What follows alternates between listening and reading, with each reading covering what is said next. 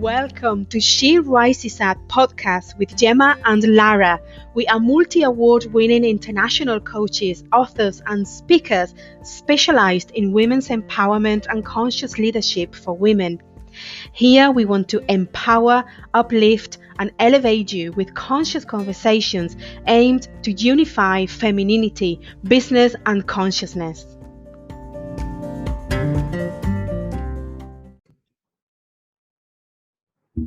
Welcome, ladies. Welcome to episode 16 of our podcast, She Who Rises Up. And greetings from Spain, because actually it happened that both Gemma and I are in Spain right now, where we are deeply melting, literally melting. So how are you, Gemma? No, we are indeed. We are melting indeed because of the heat. They say we have a heat wave. I don't know. I just think it's just August, but it's always very hot. So it's particularly hot this summer, but we welcome it.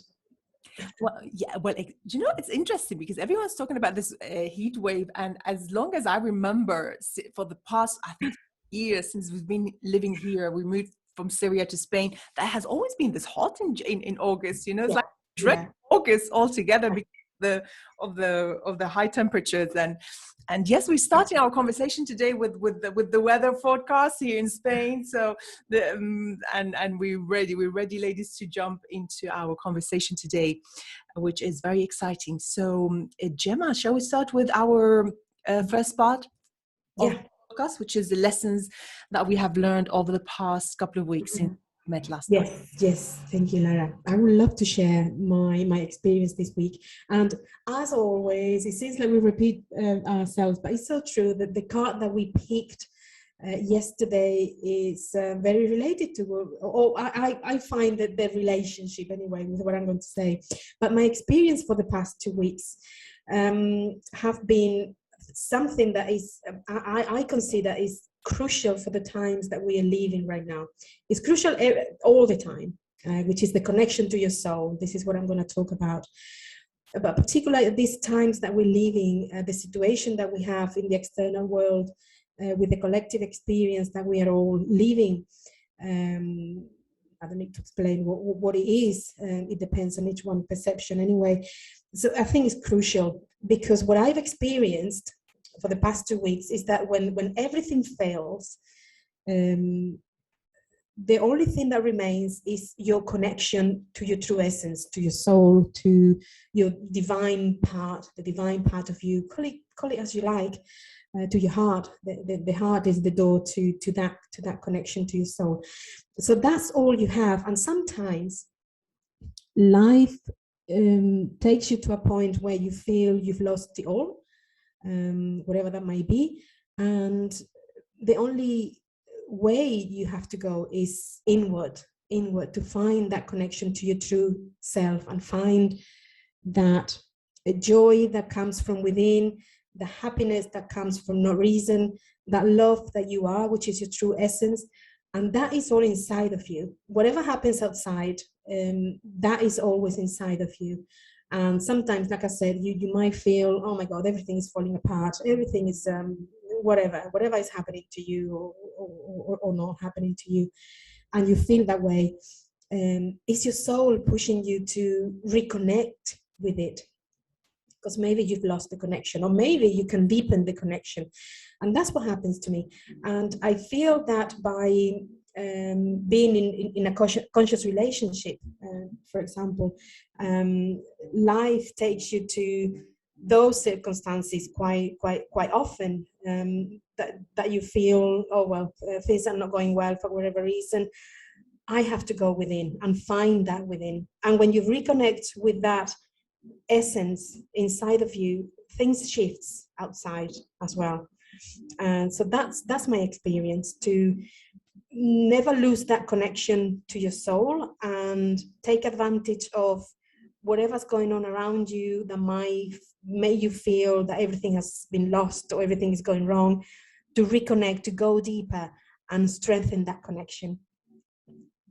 That's what I wanted to share, and especially significant at this point in time that we're living. Really important to reconnect with the soul, with the earth, with Mother Earth, with the sea, with the ocean, with the trees, and breathe and relax and find that true connection, because that's all we have at the end of the day. That's all we are. How beautiful! How beautiful! Thank you. And it's interesting because you've mentioned earlier on that the card seems to be spot on, you know. So then I wonder sometimes, like, we will look for that too, right? Sometimes we are looking for that. We are, and that's the beauty of these cards. Okay. So what did I learn? What do I want to share? I want to talk about values for a second here today, and when it comes to values, this is something that we cover quite a lot in the Women's Empowerment Program that facilitate RISE. And it's important, number one, to know what our values are. And it's also important to know that actually values change, right? And they keep growing as well. So they're not static, that this is it, these are my values, and that's it. So why is it important to learn about our values? Is because they are the drivers, and they will give us another dimension to getting to know ourselves. Now, what I would like to share, which was a very interesting lesson, it's how sometimes even value can be conditional values.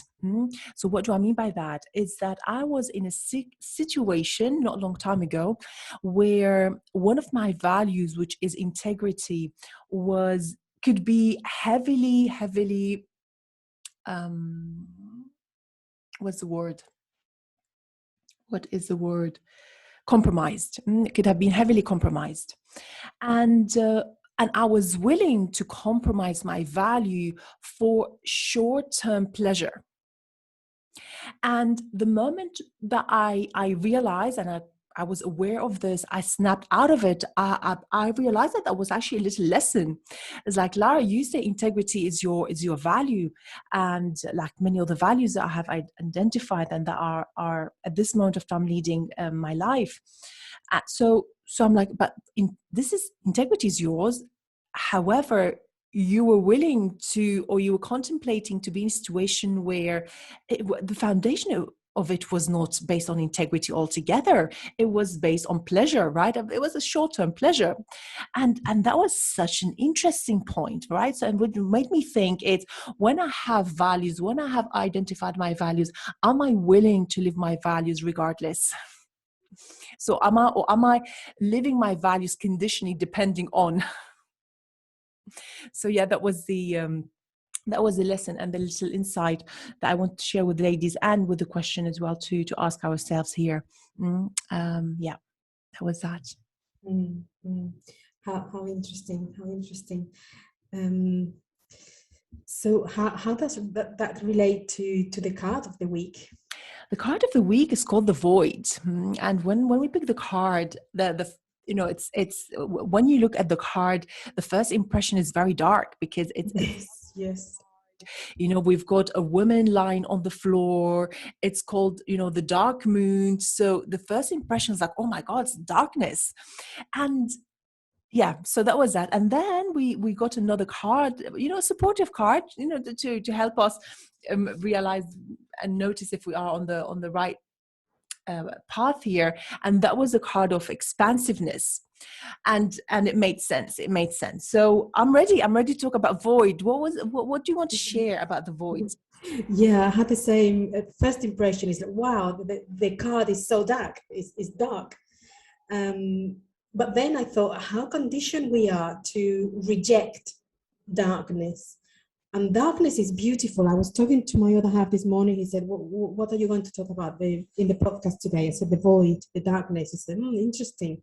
Do you know what that is? And I said, yeah, but tell me your vision. I said, well, darkness is knowledge. You know why? I said, no. He said, because when you look at the universe in the night, when it's dark, that's when you see the stars, when you see the planets. That's when you can actually study astronomy and what's going on. In the day, you cannot see it. So it means that when you are in the light, when you are in joy, totally connected to your soul, flowing, there's nothing to learn. You're living what you are. When something happens and something triggers, and we know, my partner and I very well, that, and you go into darkness and you disconnect from each other, you disconnect from your soul, that's when darkness comes in. That's when we truly get to know each other. when we are in darkness. And that's when eventually light comes in. You know more than you knew before.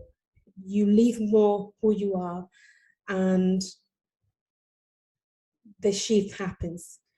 And then you go back into the light, and the light is beautiful, and you want to go there, be there all the time, but it's not possible because we live in cycles. So we are in the dark, in the light, in the day, and then suddenly night comes, and that's it. And no one is better than the other. And they complement each other, darkness and light. And it's only when we embrace our darkness, our dark side, that we truly embrace our divinity as well, because it's one and the same. That was that's it. Yes, it's very interesting. Yeah, that was the first impression as well, and I so agree with what you said, that it's very interesting because the mind loves the it's more the negative, right? It loves it, the bitching and moaning. There's seductive. But I'm talking about the darkness. We're talking about the shadow aspects. We're talking about those aspects of ourselves that we either want to reject, or either we're not proud of, or either we don't want people to know about because it would be very embarrassing, or would be shameful if we were to. And that is, of course, we have been heavily conditioned to disregard that altogether. So what I did, I went to the dictionary and I looked at what is the meaning of the word void. And on one side it was talking about emptiness. I'm like, oh, I love that. How beautiful is that? And then there were different ones, different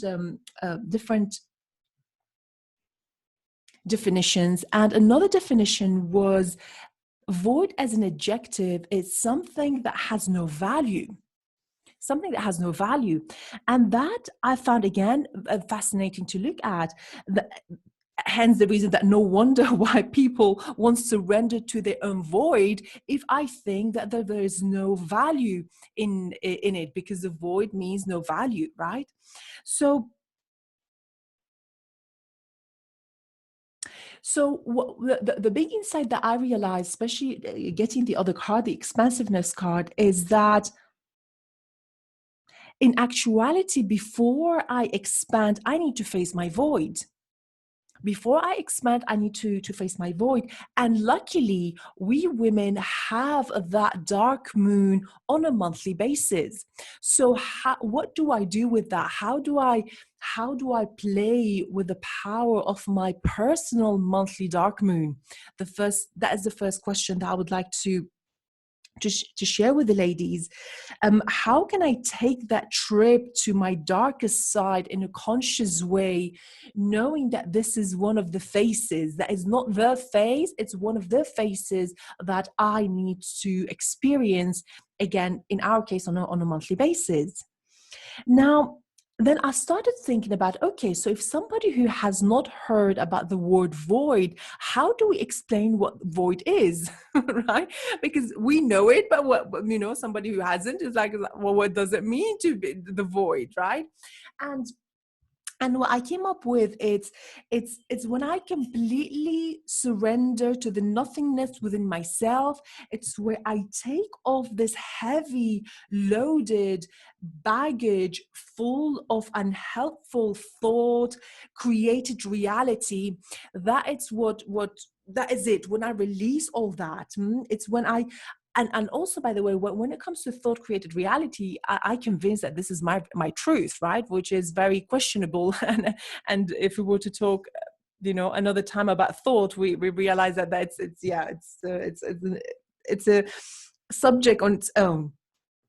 So it's that moment when I'm comfortable within my own darkness, and I say, okay, I have shadow aspects of myself. So thank you for realizing that.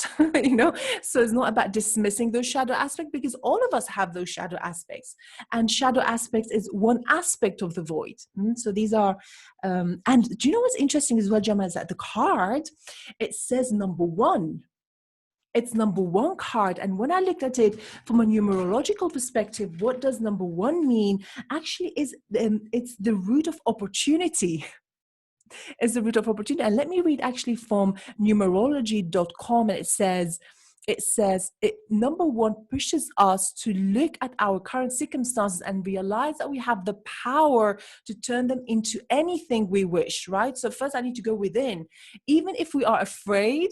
And of course, so many people are afraid of the dark. Number one, inspire us to take control of our future and embrace new beginnings, right? So and it's going back to what we were talking about, that in order for me to expand, first I need to face my void.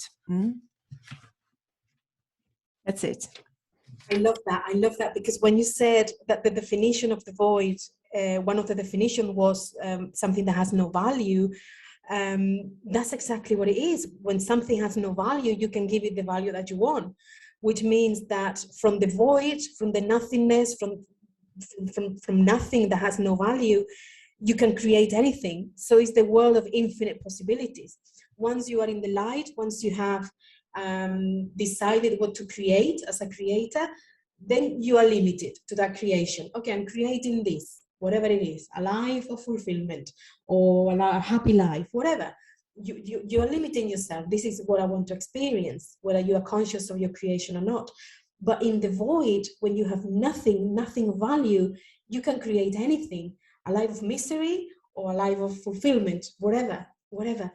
So that the card has the number one, and that significance of the numerology is very, very interesting, because from the point of view of the co-creation, that's where God lives, in the void, in the world of unlimited possibilities, where everything is possible, infinite love, infinite possibilities.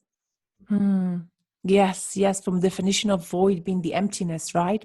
And it's interesting because, well, here we love cards, right? And there is another deck which it's called the Empowered Women deck. I love it so much. It's so cute. And actually we picked another card, and it says, kindness begins from within. So it's, how can I be kind whilst I am going through those moments of emptiness and conscious emptiness. So that was very interesting. How can I exercise compassion and kindness with myself even during those times? Yes, it's not easy, but like anything, is a habit. It requires you to be conscious of it, that you are in that situation, for whatever reason you are in that darkness, and be conscious and remain compassionate for yourself, for the other person. And then the more aware you are, and I'm talking from my own experience, the more aware you are, the sooner you come out of it, and the more conscious it becomes. The next time you fall into the void or into whatever darkness you need to experience, or you've decided to experience for the next expansion in your evolution. One of the questions that was coming to my mind is, from a collective perspective, where are we? What is the thermometer telling us from a voidness perspective, right? And actually, I still don't know. I still don't know if we are going through that time of going through our personal darkness. Because of course, from my perspective, we are going through some dark times here. But that is one of the definitions of that. But if since we explore the depth of the significance of this, of the meaning of the word void, then I don't know actually if what's the thermometer of the collective. Any thoughts? Anything that might come? A really good question. And what comes to mind is that it depends on each one individually. Of course, as a collective, we are creating this, whether we are going to really hold darkness and going into it's something even worse than we're living right now, or something even better, a whole awakening and a better world. It will depend on the collective, but each one individually will make the choice to where they want to be. Influenced by the collective, of course, but by raising your own consciousness, keep raising your own consciousness, and keep being in that kindness, in that compassion, in that state of love and joy. You can actually add to the people who wants to be in a better place than those who are unconscious and we don't know where they're going. So I think ultimately the decision is personal. at the end of the day, and you create your own reality with your thoughts. So you can choose, regardless of the circumstances outside of you, where you want to be and how you want to experience that reality. Whatever it is, it's a tragedy outside, but you can experience as a possibility and for something better, or you can fall into the victimhood and fall into darkness and lose yourself. Ultimately, it's a personal experience. Yeah.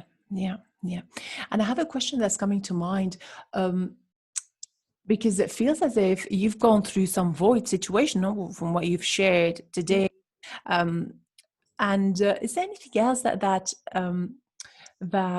you are taking away from having gone through the voids, or voids, and on how to prepare for your next voids? Yes. What I've learned, in addition to what I said before, of being conscious of it and keep being compassionate towards yourself and to the other person, if there is another person involved, is also to keep your humbleness. Because sometimes we fall into circumstances with other people where pride comes in. I don't want to show love because I might feel rejected, or I don't want to be the first one to make the move. And at the end of the day, you fall more into the dark side. I'm talking from personal experience here, of course. So for the next stage, humbleness is really important. So what if you're the first one? If you are one with the other person, does it matter who makes the first move? So humbleness, keep in love, keep the joy, and most importantly than anything, keep that connection to your soul, because ultimately that's what takes you out of anything. Even if everything falls apart, that connection to your soul is crucial, and it's the only thing that matters at the end of the day. Because every experience we have, whether it's a relationship, an external event in the world, successful stories, whatever it is that we are experiencing, the soul is feeding from that and learning from that and growing from that with you. So the most important relationship you have with your soul first of all, and most importantly. So keep that connection to your soul and ask for advice. Soul, help me. What do I do? Take me out of this situation. Help me out here. So yeah, humbleness and connection to the soul. Interesting, because yesterday I picked some cards for myself. I'm actually studying the tarot now, or tarot. I don't know how to. I'm not sure which one is the American or the English version. And I picked some cards, and one of the cards was to ask for help. You know, that, but not for help in the material world. You know, asking somebody for help, but asking for help from the other realms. So that was a reminder for me to do that, right? Because the help is there. If you believe in this, number one, you know, we commenting here from the point of view that you believe in that, then it's the help is there, right? Absolutely. And I remember we talked in another podcast about connection to angels and ascended masters and beings of light. And I used to work with angels a lot, with ascended masters, but then I realized that, I don't know really if they exist or not. What do I know? I know nothing.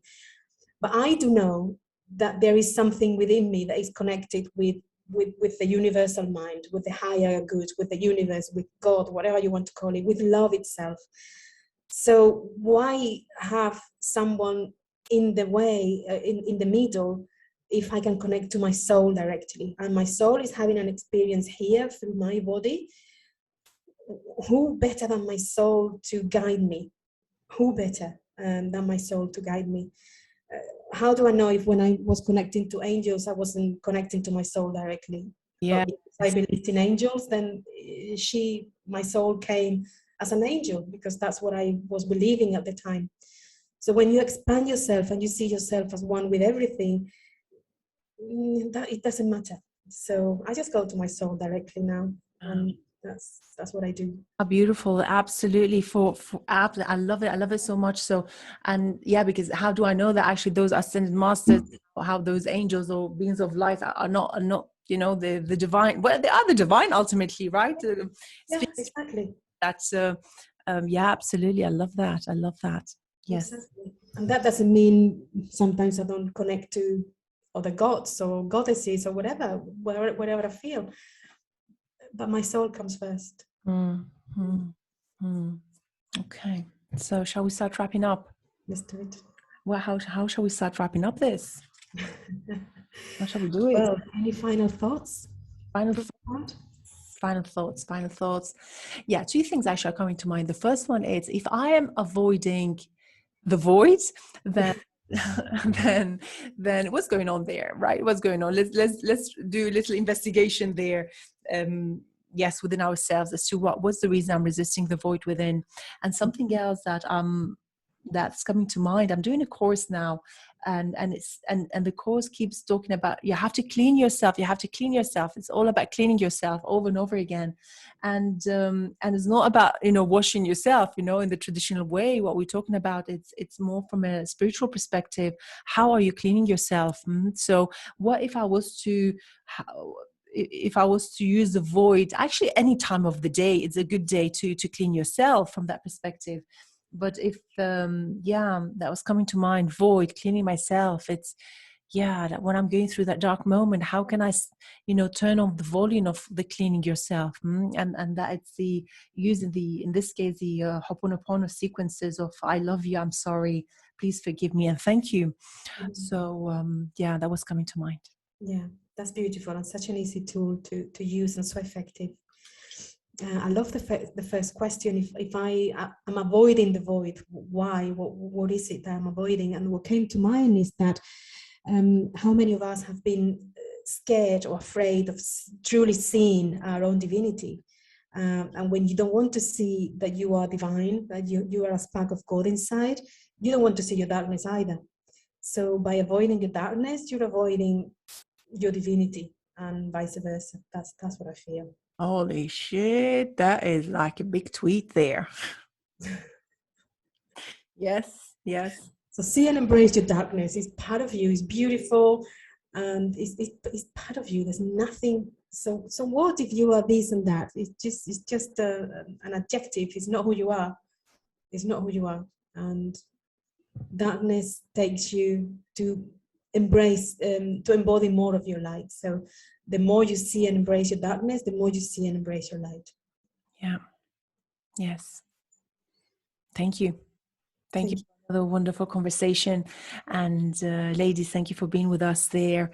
And we hope that you listen to it. And by all means, please do reach out and let us know what you think, any thoughts, any insights. We love to hear from you. And until then, speak very soon and take care of yourselves. Bye-bye. Goodbye.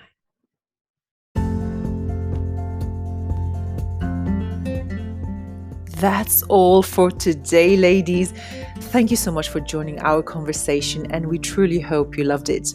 If you haven't yet, please do subscribe to our podcast and also share it with other fabulous ladies so they could benefit from it too. If you want to get in touch, you could find us on all major social media platforms. Speak to you very soon.